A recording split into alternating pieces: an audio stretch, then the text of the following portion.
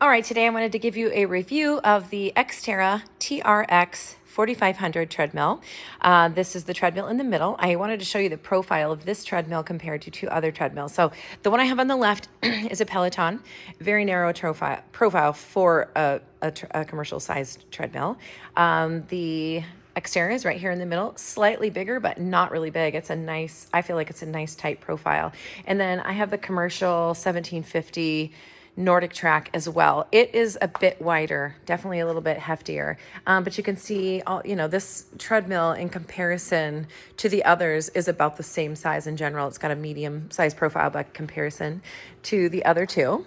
We're going to step onto it. One of the reasons I ordered this is because I wanted a very simple treadmill for just hopping on and pressing buttons to go. One thing that I look for with my clients is, when we're doing intervals and things, I want them just to be able to jump on really quickly, hit go, and go.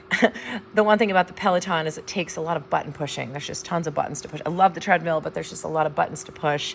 It's not the best for use in my settings with multiple clients in one session. So this one, you put in the little safety pin. You're just going to hit the start and stop.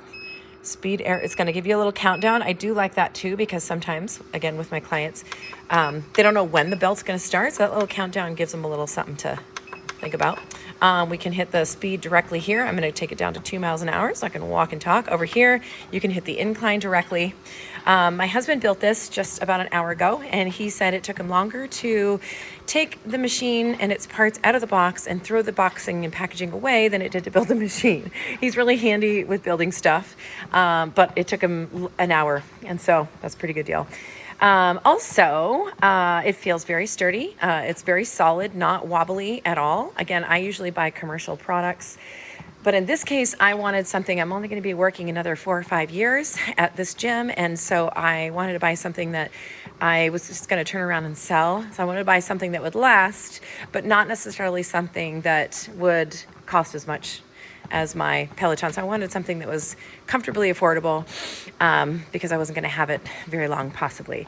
Then another cool feature, it has the increase the speed buttons here, right there. I love that about the Peloton, and so it's kind of cool it has it on this too, that the Peloton has it on the side rails. This also has here, we've got the up down buttons here, so I can increase and decrease my elevation.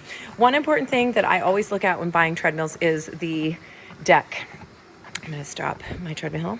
Here, you got the little fan as well. Little fan doesn't blow a ton, but I can feel it. It's, if I'm, running right up at the base of it, I'd be able to feel it. But yeah, I'm just kind of jiggling it around, and it's solid. Love that.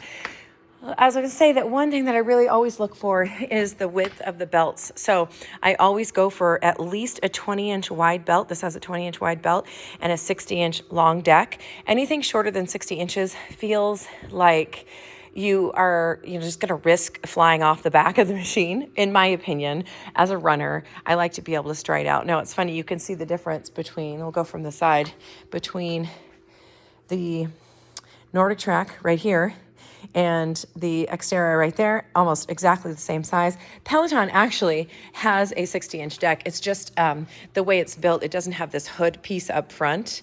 So it appears smaller, but it is 60 inches in length and 20 inches wide. So this treadmill has those things, but I think it's a really nice looking treadmill. It looks solid, it feels solid. I think it's gonna be perfect.